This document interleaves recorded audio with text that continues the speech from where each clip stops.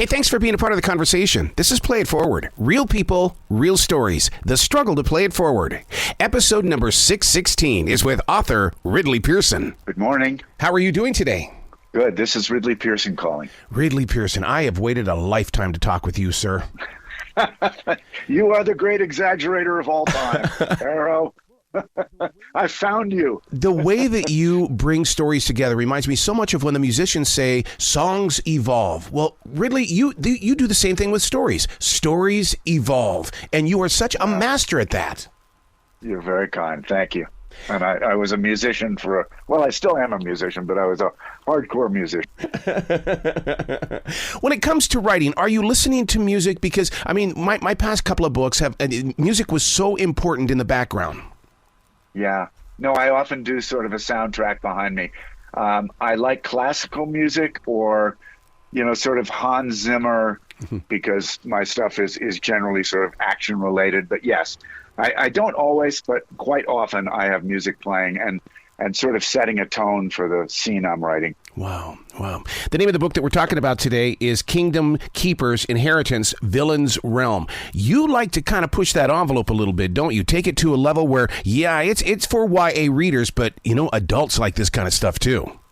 It's really fun that adults like it so much. It's surprised me, but we've sold a couple million copies of the various Kingdom Keepers books, and Disney finally did a study on it, and they found that half the books are bought by adults for their own pleasure. Yep. So it's fun. I mean, we're mainly aimed at sort of 10, 11, 12, 13, that middle grade sweet spot. But I think because the books have so much backstage Disney information in them that Disney's allowed me to see and share, that the adults who really love Disney sort of can't resist the peek behind the curtain. What is that like for you to work so close with Disney? Because, I mean, they've always been such a, we're going to protect our image and our storylines. We're going to keep it original. Yeah, and they're still that way. And I still hit speed bumps with them, but they sort of invited me to do this. Through a real bizarre set of circumstances, it actually happened because I wrote a thank you note. But I wrote a thank you note because Disney treated me like a VIP at their parks years ago. And that eventually led to a phone call with Disney Books.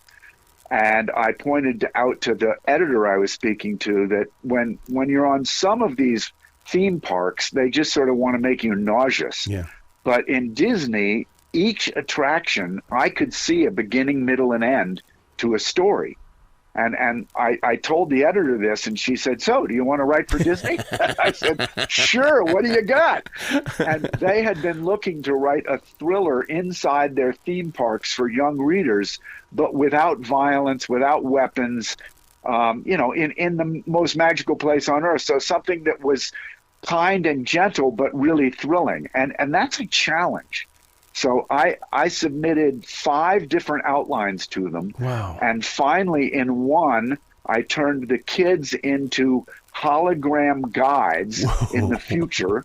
And once the kids were holograms and nothing could happen to a hologram, the attorney said, "Great, go with that." And now we're 12 books in. Wow. See, that's one of those things where you relied so much on stream thinking. You trusted your creative process, and then you set it free, and people bit.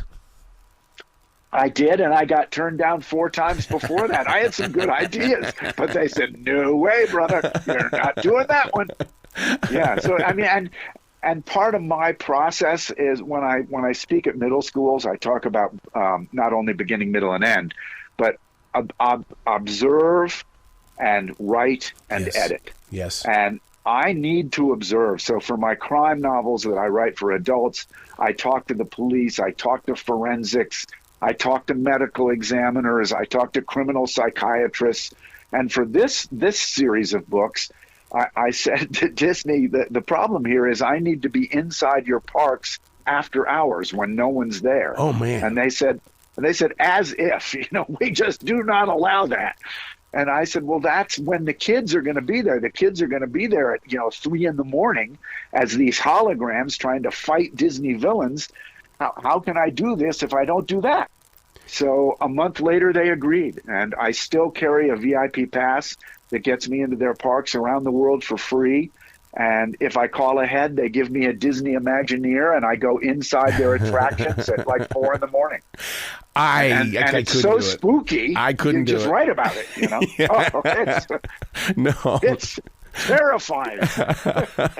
Yeah, I've been to a Renaissance festival way late at night and walking through there, because in the daytime, you know, it's all vibrant with music and fun. Yeah. Oh, but right. not at night. Well, there's axes falling on your neck during that hour.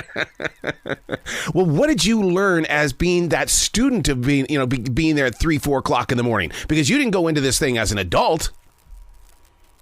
Yeah, I mean, when you go in there at 4 in the morning and you walk, it takes about an hour to walk the attraction and have them tell you how they pull off the magic and the illusions. Wow. And then they turn them on. But for instance, when I went into It's a Small World on my very first of these 30 trips, they let me into Small World, and we walked it for about an hour, hour and a quarter. And then they brought in a crew at 5 in the morning to turn it on for me so I could ride it. And I asked them, could I ride it with the lights off, the music off, and the dolls turned off? And Small World, for those that don't know, it has this song that goes, once you hear the song, you can't forget it for 3 weeks. Yep. And it has these crazy dolls dancing around to that song and singing in all these languages. It's really a wonderful ride. But when the dolls are turned off, it's spooky. And I got about 2 or 3 scenes into that ride, and 2 of those dolls that were turned off, they stepped forward. Oh. And I just jumped off my seat in the boat.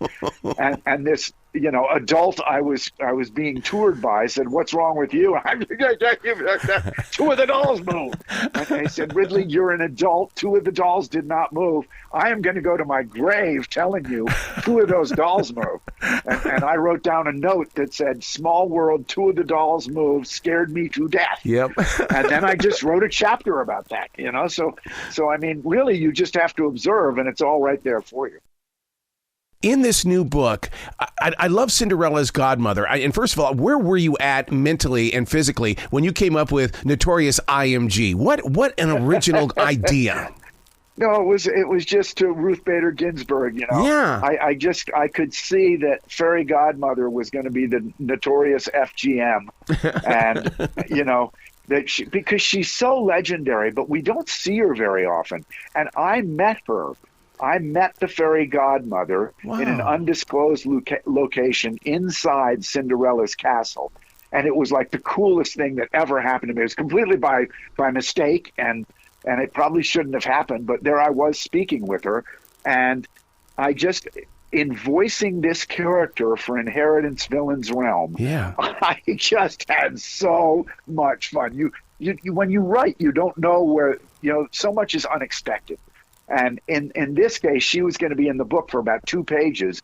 And I just fell in love with this gal. She talks in her itty bitty biddity boop stuff. She's got her little blue hair. She wants her cup of tea.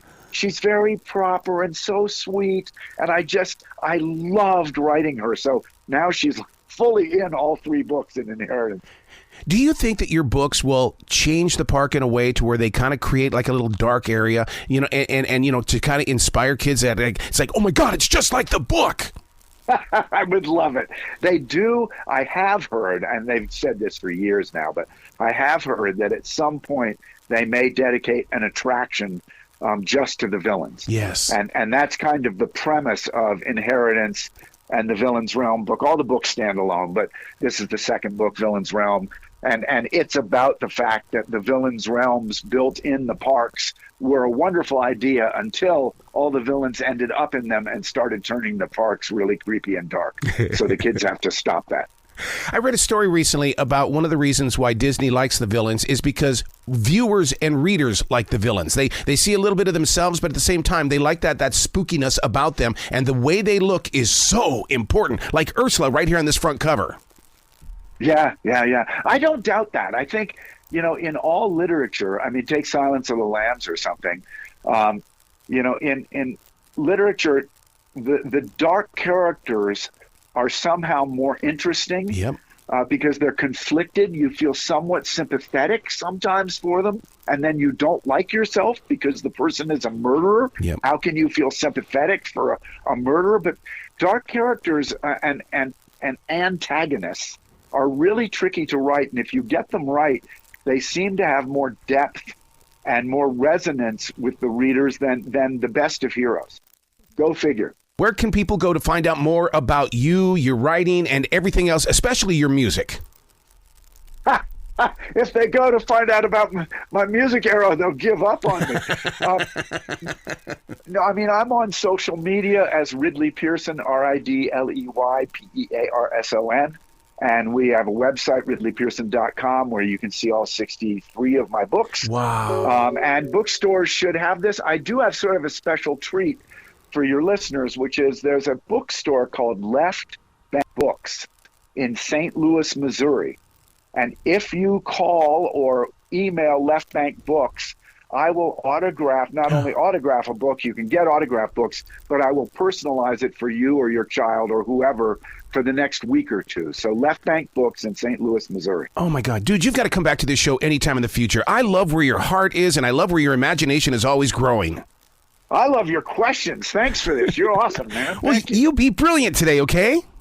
Okay, you too.